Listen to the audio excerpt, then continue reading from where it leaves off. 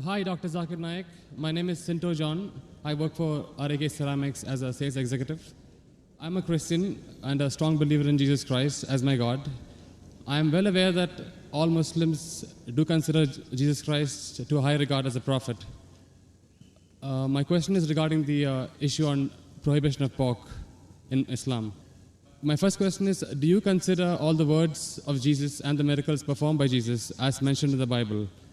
And if so, let me explain to you one thing. The premise in which Christians believe that pork or no food is prohibited is from the gospel when Jesus says that whatever comes into you goes out of you, but what comes from your heart is what makes a man pure or impure.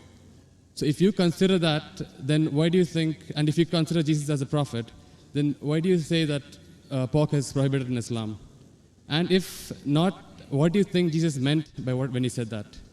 Before I answer the question, I'd like to welcome the chairman of the Dubai International Holy Quran Award, Mr. Ibrahim Bumala, and also the deputy chairman, Dr. Saeed, for giving us a wonderful opportunity and making us available this hall till so late also, mashallah. I'd like to thank him. And I pray to Almighty God that He gives more opportunity for people of Dubai to hear such lectures, and so that more and more people get hidayah. And inshallah, the thawab of the people accepting Islam will also go to the Dubai International Quran Award, inshallah. To Dr. Ibrahim Bumala and also to Sheikh Muhammad, inshallah. The brother asked the question that, do I believe in the miracles of Jesus Christ mentioned in the Bible? Brother, I believe whatever is mentioned in the Bible, if it matches with the Quran, I believe in it. If it goes against the Quran, I disbelieve in it. If it does not go against, does not match, it is ambiguous. Whatever is matching with the Quran, I believe in it. As far as the second part of the question is concerned, that you say regarding the prohibition of pork, it has been nullified because Jesus Christ, peace be upon him, says, whatever comes in to you goes out, and main thing is from your heart. How does this nullify? You fail to realize that means you are not reading the Bible. Jesus Christ, peace be upon him, said in the Gospel of Matthew, chapter number 5, verse number 17 to 20, it says, think not that I have come to destroy the law of the prophets. I have come not to destroy but to fulfill. I have come not to destroy but to fulfill. Whosoever shall break one jot or tittle from the law, he will be called least in the kingdom of heaven. That means you cannot break one jot or tittle from the law. That's what Jesus Christ, peace be upon him, says. Now you pick up another verse and says, what comes into you goes out, what is from your heart, you can have pork. Where does it mean you can have pork? You're contradicting your God, Jesus Christ, peace be upon him. It says, think not that I have come to destroy the law of the prophets. I have come not to destroy but to fulfill. Unless the heavens and the earth pass away, not one jot or tittle can pass away from the law until they are fulfilled. And whosoever shall break one law or tittle, he shall be called least in the kingdom of heaven. Whosoever shall keep it and teach men the same, they shall be called great in the kingdom of heaven. Unless your righteousness exceeds the righteousness of the scribes and the Pharisees, in no way shall you enter the kingdom of heaven. So if you want to go to Jannah, you have to be better than the Jews. You have to follow each and every commandment of Moses, peace be upon him. This is the teachings of Jesus Christ. Gospel of Matthew, chapter number 5, verse number 17 to 20.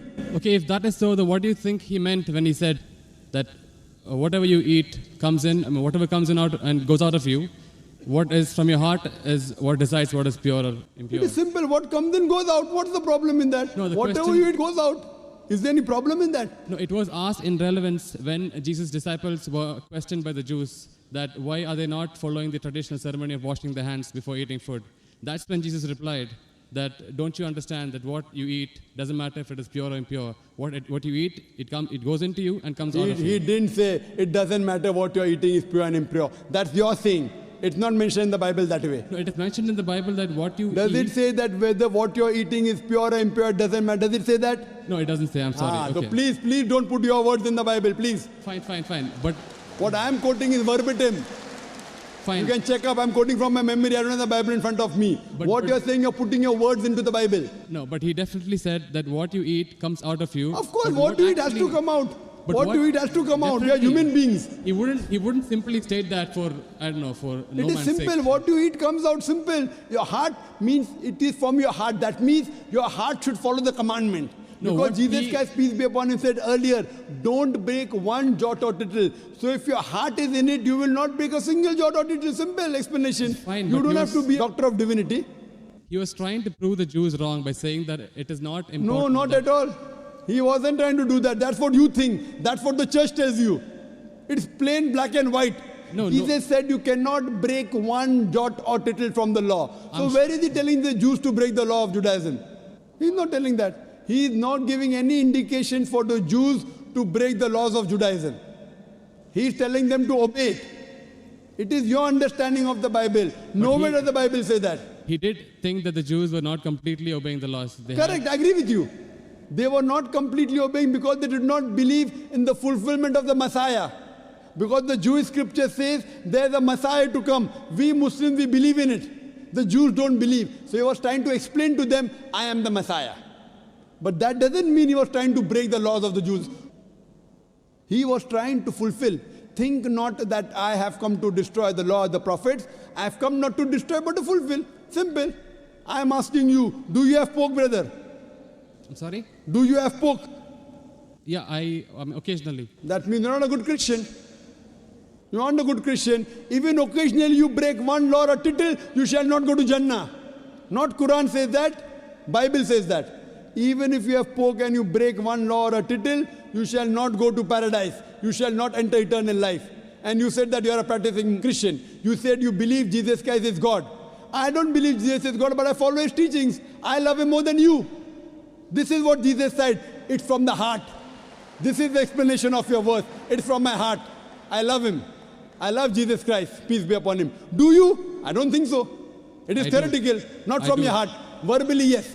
No, I do, very strongly. So if you strongly believe in Jesus Christ, peace be upon him, why are you disobeying him? Why? Why are you disobeying him?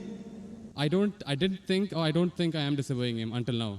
But I'm quoting you from the Bible, Gospel of Matthew chapter 5 verse 17. Think not I have come to destroy the Okay. law of the prophets. And Okay. I've given you quotation from Leviticus chapter 11 verse 7 to 8, Deuteronomy chapter 14 verse number 8, Book of Isaiah chapter 65 verse number 2 to 5. References.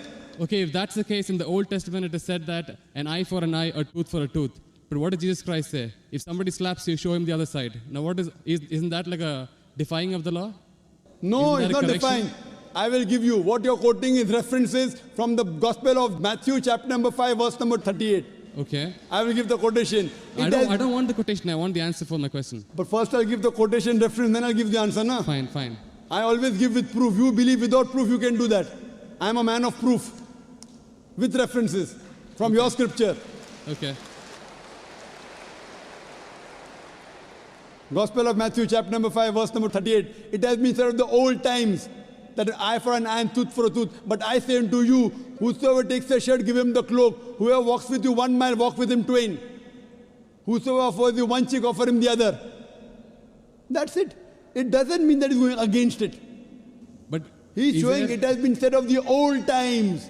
But those two laws don't correspond. They are totally different. They're totally against each other. But those things, what Jesus Christ, peace be upon him, said, it's time to get remedy. People misunderstood.